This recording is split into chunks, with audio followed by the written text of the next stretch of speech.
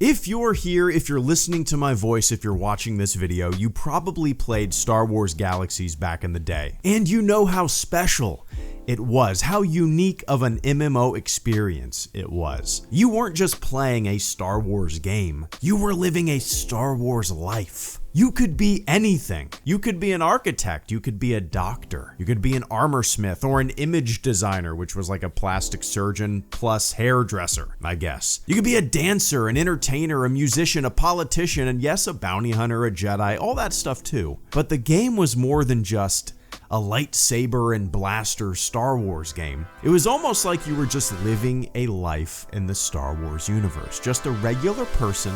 Maybe you had a home on Tatooine, and maybe you sold things that you made out of that home on a vendor that tired and weary travelers could buy. And in the year 2022, you can still play the game. Hang tight. This video is sponsored by Brevitē. Brevitē backpacks are made from 100% recycled polyester, aka recycled water bottles. I have the original Brevitē backpack in pine green here. It is a great day pack. We take it on hikes with our daughter. It fits everything we need without being cumbersome. I love the minimalist design. And one of my favorite things about this Brevitē backpack, one of the things that sets it apart from other packs that I've used, is the water bottle pocket. I carry around a big 32-ounce bottle everywhere I go, and this pack has no problem fitting it at all. It's a huge plus for me. The Brevitē website actually says it can hold up to a 40-ounce bottle, so that's awesome. Hydrate, my friends. You've got a quick side access zipper, padded water-resistant laptop sleeve, a little hidden compartment that could fit a passport, and a luggage pass-through, which is a super convenient feature if you're traveling with a roller bag. It's made with water-resistant and machine-washable material. Don't put it in the dryer, though. Air dry, pockets open. And you get a lifetime warranty. The Brevitē backpack. I am a fan. Check out the links in the video description below to learn more. So you want to play Star Wars Galaxies in the year 2022. You're in luck. Maybe you're just here for a little jolt of nostalgia. Maybe you don't know this, but there are private player-made servers, some that have thousands of people playing every single night. Servers like SWG, EMU Basilisk, or Attack of the Clones, or Awakening, Aurora, Empire in Flames, Legends, and many more. All of these player-made servers are geared towards different experiences. For example, SWG EMU aims to bring its players a completely authentic Star Wars Galaxies experience from 2003, meaning none of the combat upgrade patches or the NGE new game enhancements updates that came later on in the game, that many would argue ruined the uniqueness of the game. And I would slightly agree with that. I played Star Wars Galaxies heavily from 2003 to 2005, and I quit shortly after the NGE upgrade went live. I'm sorry if all of these stupid acronyms are a little confusing, but if you're familiar with Galaxies, you might be following along. If you're not, maybe I'll put a little acronym decoder in the bottom of the screen. But I've dabbled in the SWG EMU server for years. But these days, I'm playing on a different server. I'm playing on Star Wars Galaxies Legends. The population of Legends is great. It's active. Last night I logged on and there were like 1,100 people playing the game or so. And not everybody is sitting around AFK in the cantina. There's people running around doing quests, PvPing. It's very active. It's probably the most active server that I've seen in years. Hands down by far. The development team is constantly updating and patching, and they've created entirely new areas for the game that never existed before. For example, they made Bespin. You can go to Bespin in Star Wars Galaxies. Bespin is an area that is completely authentic to the Star Wars Galaxies Legends server.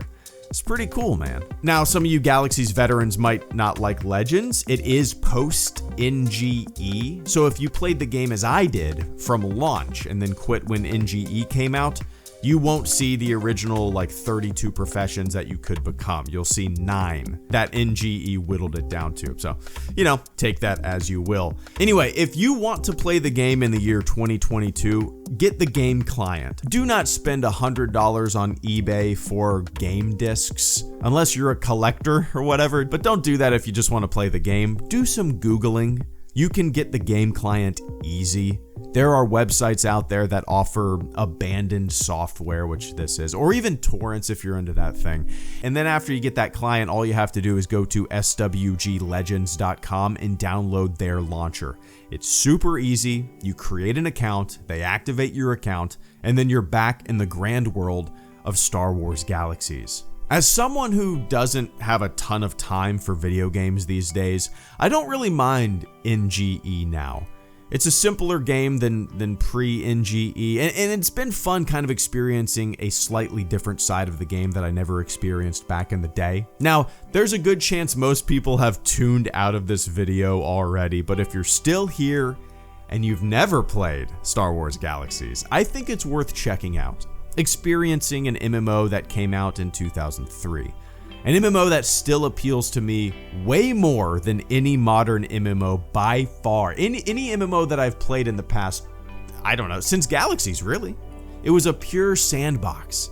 It did not hold your hand. And Star Wars Galaxies and Ultima Online, those are my 2 favorite MMOs of all time. And they're very similar. They're both sandboxy. They don't hold your hand. There's consequences and player housing, that kind of thing. But very similar. It's interesting. So here's my Star Wars Galaxies experience. In 2003, I was 17 years old. The game was coming out. Me and a buddy were super excited. We went to Walmart at midnight. The Walmart employee had no idea what we were talking about, but he went in the back to check. He opened up a box in the back and found a bunch of Star Wars Galaxies PC boxes that were scheduled to go on the shelves the next day. We bought them. We took them home. I initially played as a Teräs Käsi at first. It was okay. Then I became an image designer just for the hell of it. I found that I kind of liked being a part of the economy rather than the combat of the game.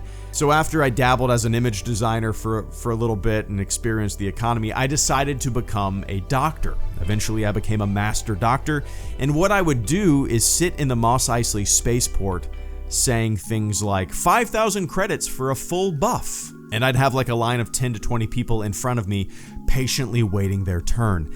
And one by one, I would give them a stat buff before they went out on their journey. I was a part of the economy, and it was awesome, man.